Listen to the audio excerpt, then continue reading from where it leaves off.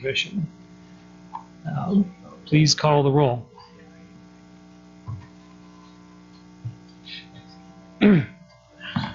Commissioner Strelchuk? Here. Commissioner Bushy? Here. Commissioner Meyer? Here. Commissioner Hancher? Here. Commissioner Giro? Here. Commissioner Parrish? Here. Commissioner Schneider? Here. Commissioner Nurbin? Here. First up is to approve the minutes from May 10th. Is there a Move motion? approval. Motion. Second. Motion is second. Any comments, corrections? Grapes? Aye. Hearing none. All those in favor of approving the minutes, please say aye. Aye. Minutes are approved. Next up, discussion and possible action. The first up is the exemption request to the water connection policy for Homestead High School. Does anyone need any explanation on this item? They want to connect the water. They don't want to extend the pipe all the way to the end of the lot line, which we don't want them to do either, because then we have to flush it regularly and maintain it. Is there a motion? I move to exempt them from the water connection policy. So move approval. Motion to approve. The second. Any further discussion? Hearing none. All those in favor, please say aye. Aye. And that motion passes. Next is a request from River Hills for municipal water service. Maybe a brief report summarizing what's in the staff packet. Thank you. This is a follow-up to the previous discussion where the commissioners asked a number of questions about the terms for a potential service connection to River Hills. In the packet, we included a good amount of those answers, which includes an alternatives analysis for the means of connection, the fiscal analysis in terms of the rate of return, both for the residential development alone and it connected with University School Milwaukee. The packet also includes a letter of interest from the University of School Milwaukee and a list of staff recommendations. We're here this evening to understand if the commission wants to continue the discussion about potential connection to River Hills, and if so, what additional information or terms and conditions should be placed on that potential connection. Thank you. So you may remember this was before us when 6 months ago, roughly. We asked a bunch of questions at that time. I think this packet addresses the questions we asked then. Here's my take on what we had in the packet.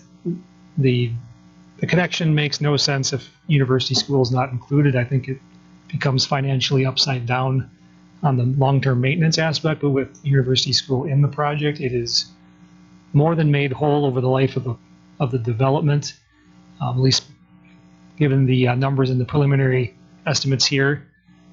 I think staff made two excellent recommendations regarding the proposed connection that goes under the freeway. One was for the casing to protect the pipe as it goes into the freeway, which we do in our other locations that go under the freeway. Makes it easier to replace if something happens. And the other was the 8-inch loopback pipe to the El Rancho Drive point to provide some redundancy. Should anything happen to the pipe under the freeway, the water doesn't stop flowing. You might not be able to get your full fire flow, but the toilets will flush and the drinking fountains at USM will bubble up water, which is, I'm sure they're used to having water. So I think there's enough information in here if you're inclined to approve the connection to move forward and get more complete info. If for some reason you're inclined not to approve this or support it, I think it's only fair to let them know now and not string them along any farther. But I think the info we've got to date shows it's financially viable, maybe advantageous to the utility even. So from that standpoint, we're not going to be upside down. We're not disadvantaging the other members of the utility. This will pay for itself over the life of the program, and we'll be able to extend service to another community as we've done in Bayside and Thiensville to date. So with that, entertain some questions and comments from the commission. I knew you wanted one.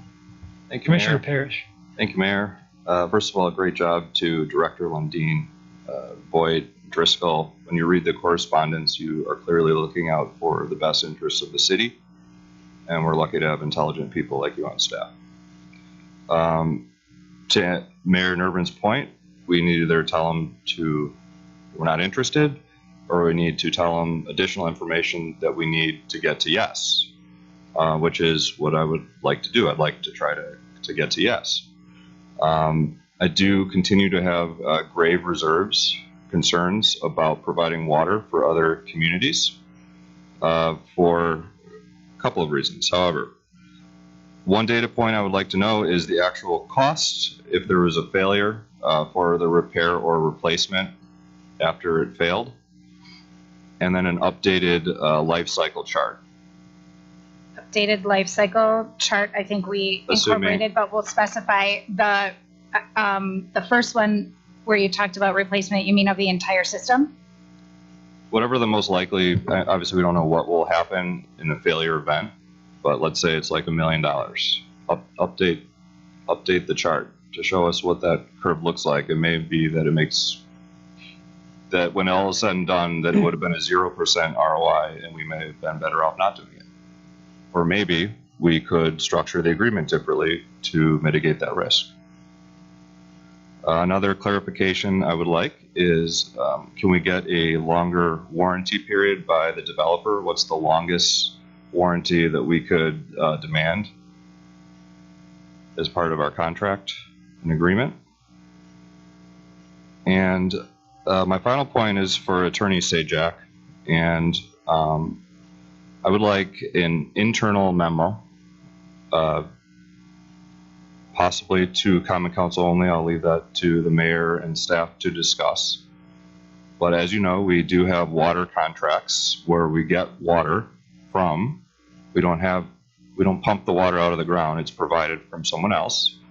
I would like the mayor to analyze both water contracts, come up with some recommendations, and essentially make sure that moving forward with this development does not affect our ability for long-term capacity in other areas of Mequon as a result of this decision to go into River Hills.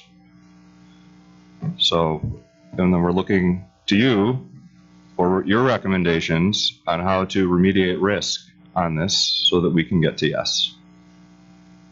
Thank you.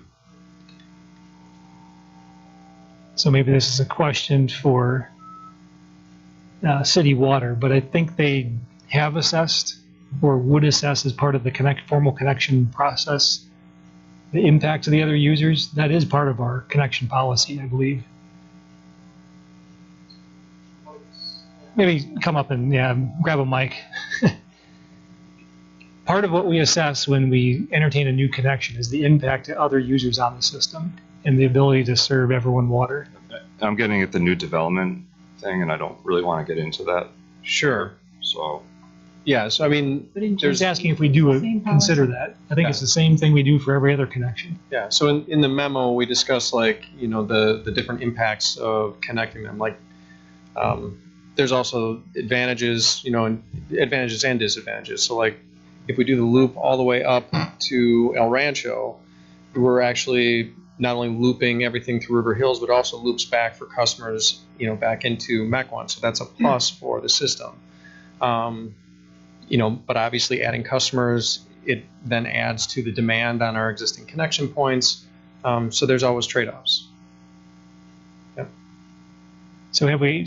Well, maybe we can get this info later, but we're trying to get to a vote to tell the people proposing this whether we're interested or not going forward. And saying yes tonight doesn't approve it, but we need to know that concerns of the commissioners will be addressed. So I think is the concern what the anticipated water usage is and how that they have to.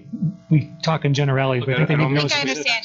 I don't mean to be vague, but the staff knows what I'm looking for, And just to clarify, it would just be the contract with Milwaukee Waterworks because we have a agreement for service with North Shore, but not a formal contract that would have to be evaluated. But we can complete, or we can Okay. indicate to the, to So legal it's what sufficiently needs- clear. Mhm. Okay. Alderman Strelchuk, or Commissioner Strelchuk, sorry. Commissioner Parrish killed it with that list. That is like literally exactly everything that I even considered reading through this, so thank you for bringing all that up. The only other point that I think that we maybe need to understand is that in times of drought, when there's water restrictions, how that enforcement actually happens. Because once you're pumping it out of the community into a different community, if you have limits on water due to a time of drought or a time of something else, we've had times in which we've had water restrictions here. It hasn't been recently, but just understanding how to address that would be a future item to discuss. Sure. No. Your choice. Yeah. Neither Milwaukee Waterworks nor North Shore Water Commission have ever had watering restrictions. Thankfully, their water source is Lake Michigan, where there's 4 quadrillion gallons of water out there. So most of the watering restrictions at municipalities are due to them being on a community or a municipal well where the aquifer can't handle the demand of, like watering in the summertime. But thankfully, the treated Lake Michigan water source, we don't have watering restrictions. Okay. Bad memories of being a kid. Yeah, well, when this was all Because on. we had them back then. Yes. I think in the 80s and stuff. Yep. Any other questions we would like addressed by the time this would eventually come back for a formal yes, no action? If that's it, I think we know, but we need Alderman Meyer. Yeah, I just want to make sure that it's important to me also the fact that if we go with this, is they're going to reduce capacity for expansion for us. As with Alderman Parrish had mentioned. Sure. You don't have to answer that now, just when, Okay. just, give me an answer when we bring this up again. So, Any other questions? Yeah, I think if we give this couple more seconds for more questions, just to make sure we captured them all.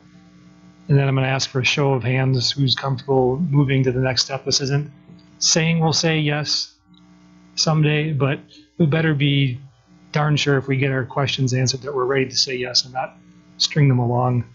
They're going to spend, I would assume, hundreds of thousands of dollars to get the plans the rest of the way, maybe. Certainly several tens of thousands. So are there any more questions from the commission? If not, show of hands who's comfortable going to the next step and entertaining this at a future date with, I'm assuming, staff recommendations incorporated and some of these questions addressed.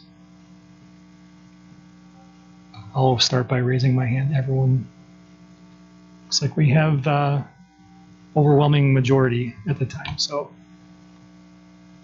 it gives you an indication. I think there's a little bit of work left to do, but I think the report was very helpful and helped center things and at least address the questions to date. So thank you. I think that's it. Is there a motion to adjourn? Move to adjourn. Motion and a second. All those in favor, please say aye. Aye. We're adjourned.